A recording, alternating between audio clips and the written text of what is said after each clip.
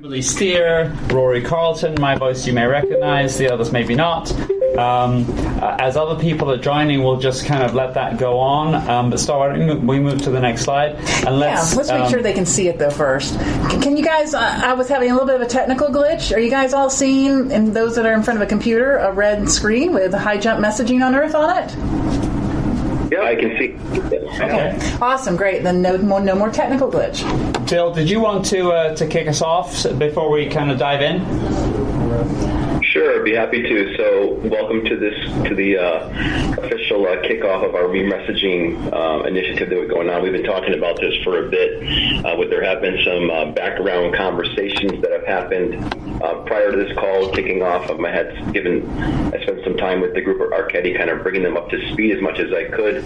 So we've had a number of conversations. We have passed on some materials to them. A lot of stuff from Elevate has been forwarded to them. We actually, this morning or this afternoon, Carol set up a Microsoft Teams where we can start collaborating around this initiative. So please get out there and share documents, look at documents that are part of this initiative. Archetti's also had a conversation with Sean to kind of do an early call on some of the messaging.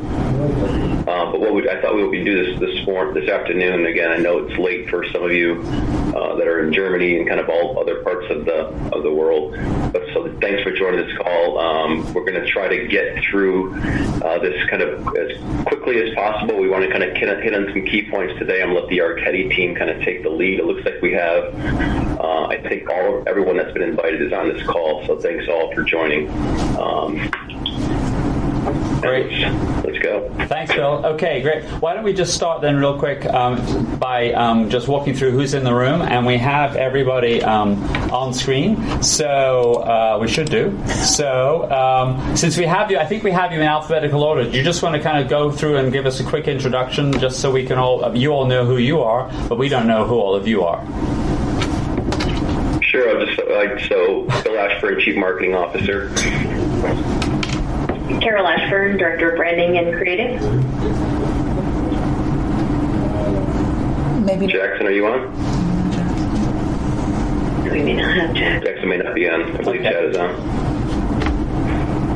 All right. No Chad? Okay. Is Joe on? Hey, good evening, everybody. Joe Kudo, COO. Thanks, Joe. Sean Elliott, you probably can't screen. Yeah, I can't see the screen, but I am on the phone. Chief Technology Officer. Nice to talk to you guys again. Great, thanks. John Kirshner, are you there? Yeah, this is John Kirshner, Vice President of Supply Chain Consulting and Customer Success. Okay. We next up, it looks like we have Craig Moore. I'm not sure if everyone has a screen in front of them. Craig Moore? Yep. Yep. Hi, good afternoon. Craig Moore, Vice President of Sales for our Warehouse Advantage Enterprise product. Okay. Excellent. Guadalupe, you there? And I'm not sure that Guadalupe is on this particular call. She is on PTO this week, but we'll catch her up. Okay. That's cool. Hello, guys. Rick Schrader, Senior VP of Sales in North America. All right. Excellent. Heather Smith, I'm our Communications Specialist. Great. Nice to meet you. Hey guys, it's Kate, Director of Program Management Office for Kerber Logistics B Software. All right. How's Frankfurt? Good. It's finally cooling down for the evening. Excellent. Okay. Well, so on our side, Rory Carlton, I'm one of the principals here at Archetti. Many of you, most of you, I think, have met me before. Some of you when we did this 3 years ago for the first time. And then next. Hi, I'm Kimberly Steer, and I'm an account coordinator. And then lastly, bringing up the rear, Star Vanderhaar, Vice President here with Archetti Group. So hello, everyone. All right. So that's everyone who's here. Well, a couple things I want to say, just kind of logistically.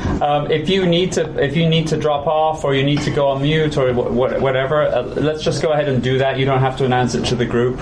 I think we'll just keep going, and we'll see who's here at the bitter end. Also, as we go through, we have a few specific things we want to cover, and we also want to give everyone who an opportunity just to kind of speak their mind as input. we are going to be we are recording just for our convenience for later reference. But if at any point you and again, Bill, I would look particularly to you in terms of the lead on this. If you feel that we're covering ground that's not productive, or we're off on a tangent, or something that you want us to move on, let's feel free to move on, and let's just see how we go through this. Mm-hmm. So let's dive in. Sorry, Bill. It sounds good. Okay, great. All right. So our objectives today, and this is what we drew from the call we had with you all recently, was basically take the warehouse of the future vision and articulate it in a fashion that is going to be meaningful and is going to resonate to prospects and clients. Bill, you had mentioned that to some extent this may be a little catch-up in terms of messaging, because there are other people out there who are messaging a similar vision, but for many of the prospects it's definitely still future, and in your case, and maybe more so in some cases than some of the competitors, it's not just a vision, but it's a vision that you can or will be able in fairly short order to put into reality, or at least start putting into reality, because in part because of your own technology, and in part obviously because of the access to technology as part of the Kerber Group.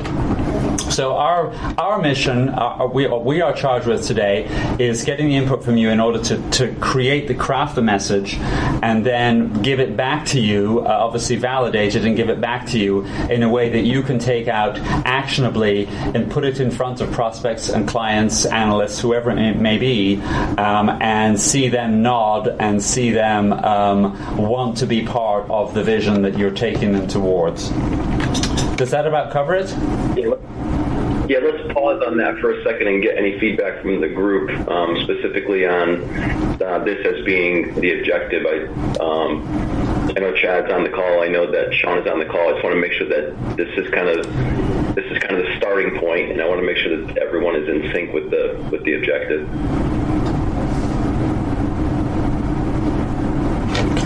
And I would like to add, Bill, since there's a pause there for a moment, that for those that are not fully aware, so the final deliverable from this project, there'll be several deliverables along the way, but the ultimate deliverable will be what I would call a first strike deck of slides that a salesperson, or really anybody, but typically it's going to be a salesperson, can put in front of a prospect to help them, the salesperson, articulate the message consistently and help the prospect understand what the vision is and how it can relate to their environment and where HighJump can take them in the future. So a deck is really the final deliverable from this exercise.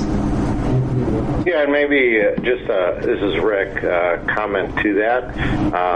I do think that, the focus here is both prospects and clients, and maybe just looking at it on a slightly different angle. At our level, in terms of Tier 1 in our core marketplace, there isn't hundreds of people that we compete with. It's the group that we compete against is far smaller. So when we look at what's the best way to craft that message, have a level of uniqueness to it, and making sure that we have an element of differentiation around it while sparking some of the same things that you mentioned and being relevant and putting that into reality is also the focus from my perspective. That's great. Thanks, Rick. Yeah, we're actually going to be talking about differentiators specifically a little bit later in this session, so that's a great point to bring up. And also we're going to validate the competitive set that we're going to be looking at as part of our research. So that's great input. Good. Anybody else? Any thoughts? Go on. Yes? Hi, it's Joe. Just some thoughts. I think when it comes to the future, there's a lot of balls in the air that nobody knows where they're going to land. So in terms of technology, so I think we just have to be mindful of that. And I think taking Rick's point to another level, we do a lot of business in mid-market as well. So being cognizant that maybe some of the mid-market are not the early adopters. So how do how do we message? It's almost trying to sound like I don't want to limit the future aspect of it, but also don't want to intimidate some of the mid-market customers. Got it. Great feedback. Okay. Yeah. Okay. Yeah, and Joe, what I would say is Rory and Star and Bill and I did the first round on this, I think our focus was only tangentially on technology, and I think that's important in this conversation. There may be technologies that get mentioned, but they'll be far more at a buzzword level than anything more tangible, I would imagine. And Rory, I don't mean to speak for you, so please feel free to weigh in on that point. But at least my perspective is this is far more business and product strategy, portfolio strategy level conversation as opposed to true technology strategy. I think there is a separate set of conversations that, to your point, will be more rapidly evolving around the technology strategy that underpins this. Yeah, that makes sense, Sean, and thanks for that mention there. I think that does indeed make sense, and that was pretty much our expectation. Mm-hmm. So, okay. Yeah, it's that slight differentiation between being thought leaders versus being, shall we say, bleeders on the technology side. Because to Joe's point, it's right. And by the way, I think of that not only in mid-market, but also top-tier markets. There's very few people who want to really press the edge. There are some, but not many. But we do have to execute an element of thought leadership that resonates well in the market. Right. Okay, great. Okay. So let's just step forward here. So some of this will be old news to you, but just a quick kind of recap for those that are new. So the way we look at the messaging is what we call a summit. It's this pyramid form, and really it's pretty self-explanatory. We start with the one big idea. The analogy I always use is if we're talking about cars, and I say Volvo, you'll think safety, and that's because that's their big idea. It has been for decades, and so. With this big idea, which I think in this case is clearly going to be maybe not a single word, but the idea of the warehouse of the future or something along those lines, which then gets expressed in a phrase, which you might call a tagline, which is a catchy way, an easy, memorable way of expressing that.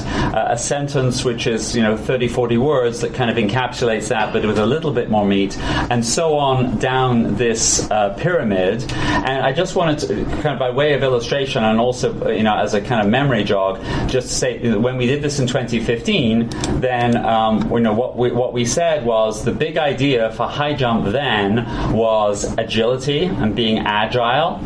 We expressed that in a tagline that supply chain accelerated.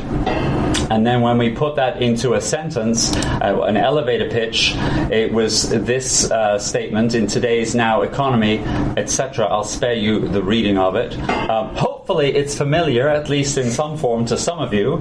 And then, so that's the what we call the elevator pitch. And then beyond that, again, a different degree of elaboration and depth, and bringing in more meat to the story. What we would call a boilerplate, which is 100, maybe not even 150 words, but enough to have some real substance and put a little bit of wood behind that arrow. And to the point that was just mentioned about kind of how much is this a product story, how much of this is a strategy story. It's very much, as you can see here, focused on the business without a great deal of specifics at this level. And below this, which I won't show you, are then what we would call supporting messages, which is where you do drill down into some of the specifics that back up the claims that you're making here and kind of substantiate them, but that you might well not even get to in a first conversation with a prospect.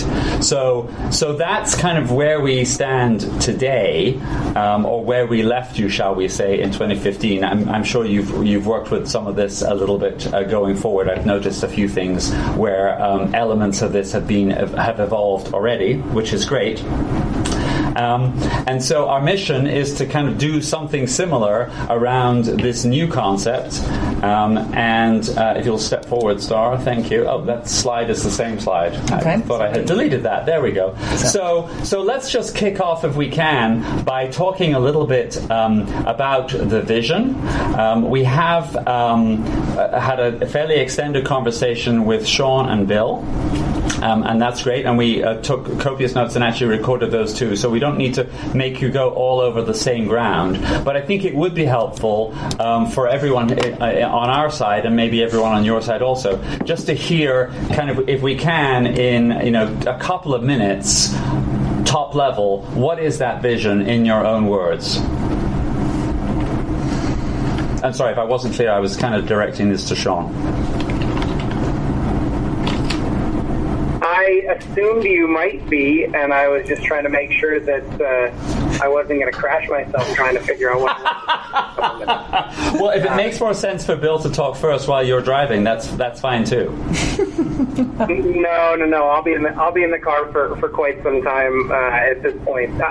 So I think team and for both the arcade team and the high jump team, this is a story that we have started to tell quite a bit over the last several months, and it certainly has been an evolving target as we learn a little more about the right way to frame the conversation. But it really does center around this vision for the supply chain of the future, and a very particular perspective that the supply chain of the future, if you were to put a tag word on the supply chain of the future, I would say that what is increasingly relevant is the data centricity of the supply chain of the future. That's actually very true across every industry, and we're simply another industry that is finding our particular facet for that story. And what that really looks like is not losing sight of the opportunity for individual process improvement, which is a story we've told very well for a number of years around the ability to reduce clicks and be highly adaptable and highly configurable and tailorable, and identify very streamlined and focused solutions for business problems and scopes, but increasingly to take better leverage of the data that our systems generate and the data that we can gather from our customers, from the world at large, from our competitors, from our partners, and as a consequence of having better data available to ultimately create better insight into the operations of the business, so that the supply chain solutions of the future are increasingly focused on providing better decision support platforms, as opposed to simply execution platforms.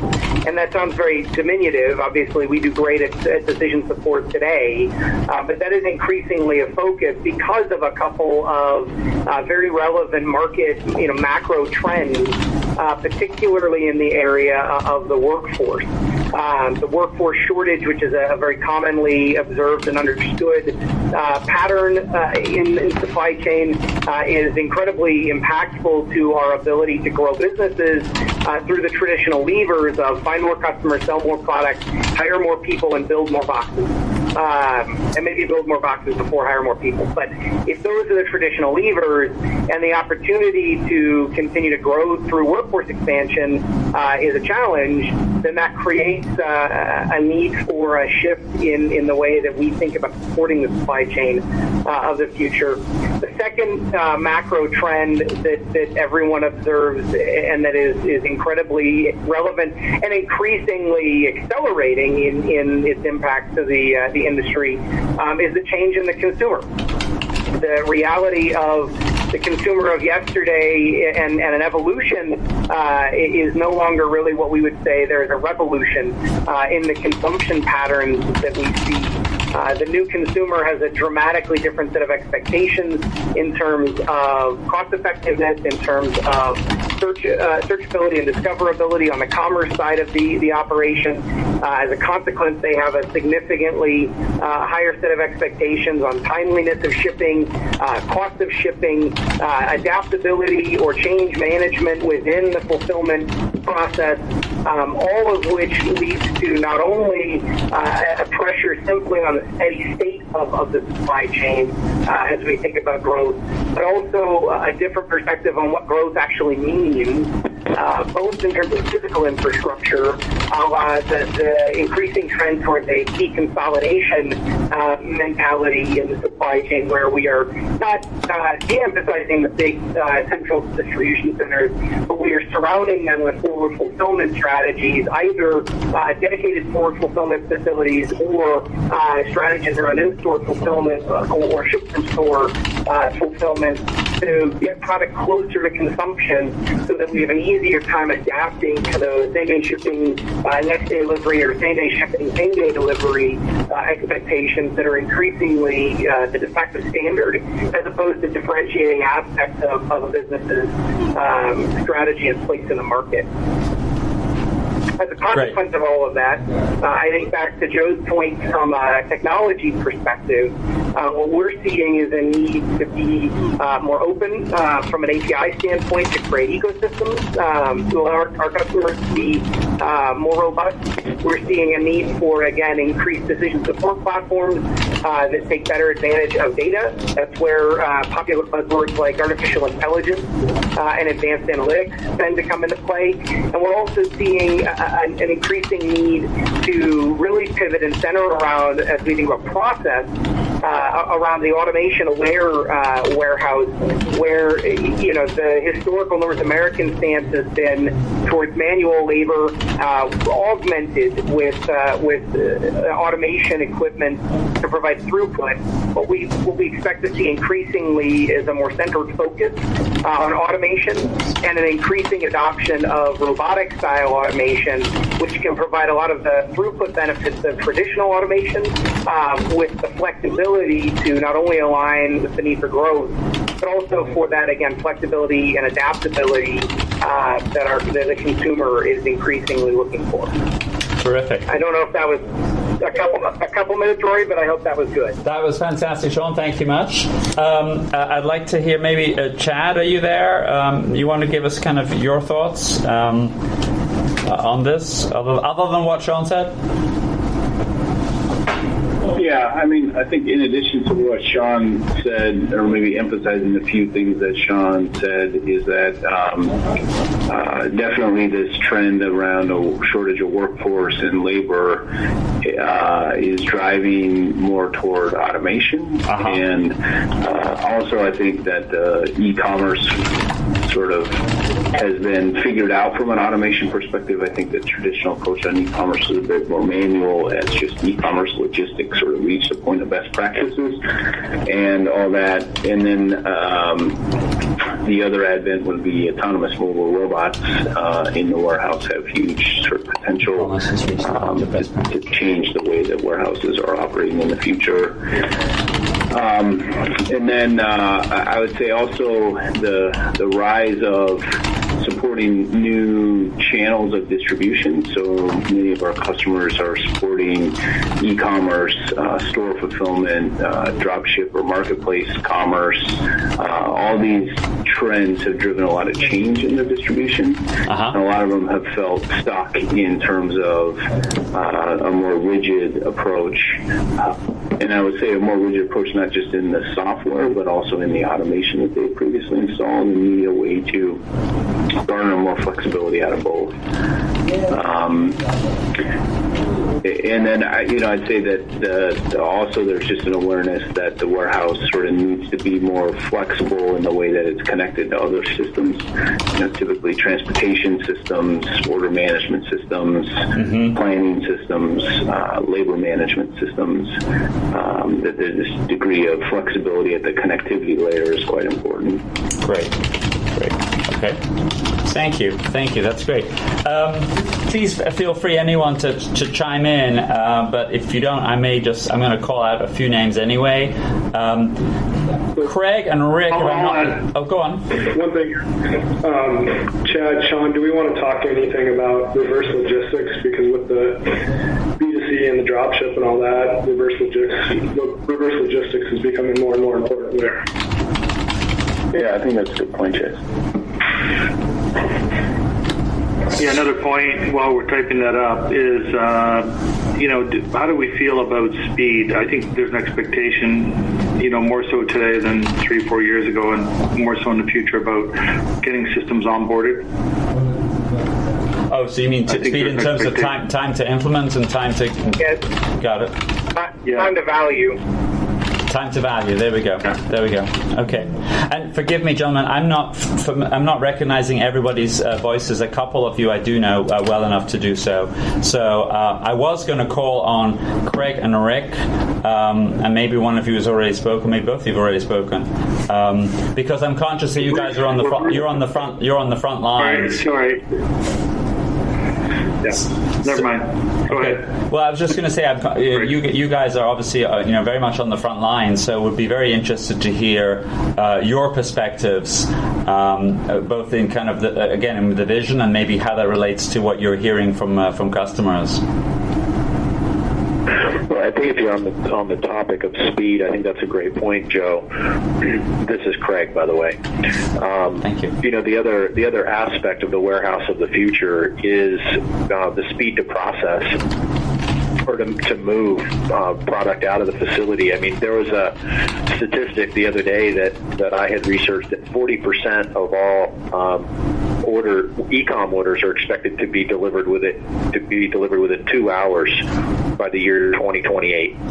So there is an expectation that the order is in and the order is out in such a quick and short time frame that the warehouse of the future has to be extremely responsive, and that goes across a lot of different operational elements of who we are as a supply chain solutions provider. Wow, yeah, that's incredible. I find that